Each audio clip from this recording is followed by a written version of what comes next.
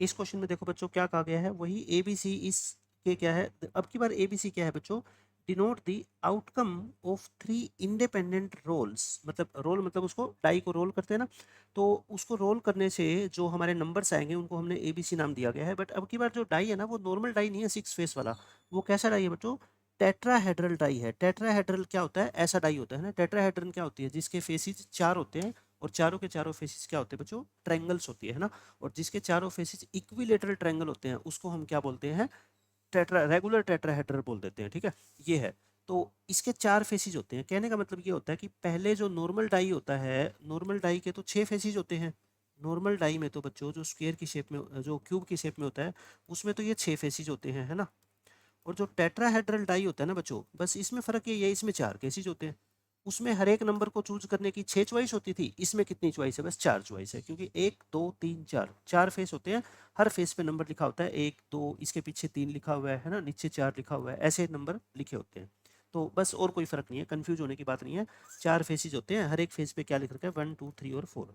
Probability that इस equation के root कैसे होंगे, रियल। रियल रूट्स के लिए बच्चों कंडीशन क्या होती है, डी की value greater than equal to zero, है ना, क्योंकि इक्वल रूट्स होते हैं वो भी रियल होते हैं और डिस्टिंक्ट होते हैं वो भी रियल होते हैं, तो ये कंडीशन होती है। बस इसकी प्रोबेबिलिटी आप निकाल लो। इसकी प्रोबेबिलिटी क्या दे रखी है आपको, m बाई एन, और m प्लस एन की वैल्यू आपको निकालनी है, ठीक है। तो ऐसे क्वेश्चन तो हम बहुत बार कर चुके हैं, कोई नई बात हमारे लिए नहीं है। पहले तो आप मेरे को बता दो टोटल केसेस कैसे लिखते हो। टोटल केसेस अब की बार ए बी सी तीनों नंबर को चूज करने की चॉइस छः छः नहीं है बच्चों, चार चार है, क्योंकि फेस ही चार है अब की बार, है ना, 64। अब बात करते हैं फेवरेबल चॉइस। डी की वैल्यू क्या होनी चाहिए, greater than equal to zero, यानी कि बी स्क्र माइनस फोर ए सी। अब तो सीधा लिख दूँ, बहुत क्वेश्चन कर चुके।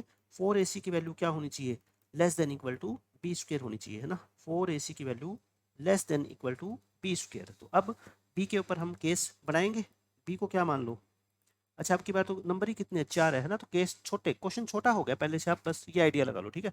बी की वैल्यू को एक बार बच्चों आप मानना वन मान लो, तो बी की वैल्यू को वन मानोगे तो बताओ फोर ए सी की वैल्यू वन या वन से छोटी, यानी कि ए सी की वैल्यू वन बाई फोर या उससे छोटी पॉसिबल नहीं है, ठीक है। बी को क्या मान लो, टू, तो फोर ए सी की value less than equal to two का स्क्वायर, यानी ए सी की वैल्यू क्या हो जाएगी, less than equal to one. तो एक ही केस बनेगा, वन ही हो सकती है ना, लेस देन वन तो हो नहीं सकती, वन एक ही केस बन गया, तो फिर एक केस ये बन गया। उसके बाद बच्चों बी की वैल्यू को क्या मान लो, बस दो ही वैल्यू तो रहेगी, है ना। फोर ए सी क्या हो जाएगा बताओ, less than equal to nine, या ए सी क्या हो जाएगा अपना, less than equal to nine by four, यानी कि 2.5, 2.25 आ गया, ठीक है।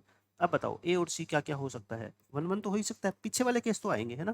प्रोडक्ट वन तो हो सकती है, यहाँ पे टू वन टू और टू वन भी हो सकती है, वन टू और टू वन भी हो सकती है, बस ये तीन केस ये बन गए।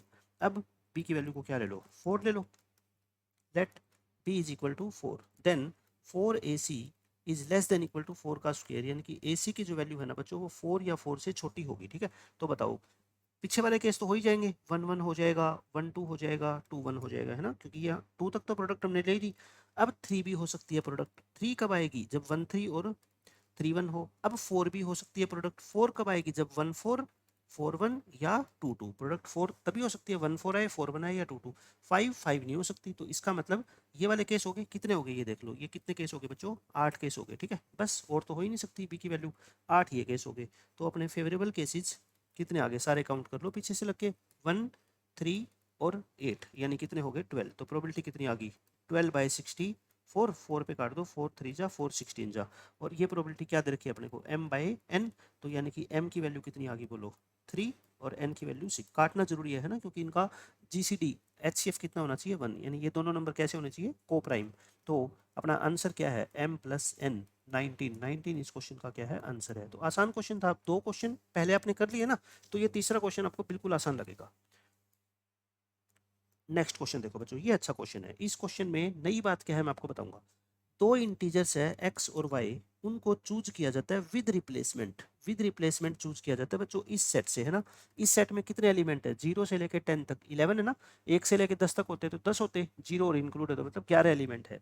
तो एक इंटीजर x को चूज करोगे तो टोटल केसेस कितने बनेंगे, आप मेरे को बस ये बता दो, विद रिप्लेसमेंट है ना। अगर मान लो विद रिप्लेसमेंट नहीं होता ना तो 11 में से 2 इंटीजर चूज करते हैं, फिर तो ये केस होते हैं, ठीक है।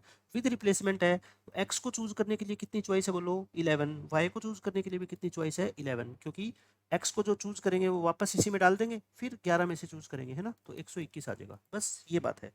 उसके बाद फेवरेबल केसेस में क्या है, कहता है प्रोबेबिलिटी बताओ कि इन दोनों का डिफरेंस, भाई एक्स माइनस वाई का मोड क्या होता है, एक्स और वाई का डिफरेंस, यानी कि इसका जो आंसर है वो 5 से क्या होना चाहिए बड़ा। मेरे कहने का मतलब ये है difference between x and y is more than 5, यही तो कह रखा है कि एक्स और वाई का डिफरेंस क्या होना चाहिए बच्चों, 5 से बड़ा होना चाहिए। तो अब बस मैं आपको ये बता देता हूँ कि कितने इन 121 में से कितने केस ऐसे हैं जिसमें एक्स और वाई का गैप कितना हो, 5 से बड़ा हो। तो मैं बस एक टेबल बना देता हूँ आपके सामने, अभी समझ आ जाएगा।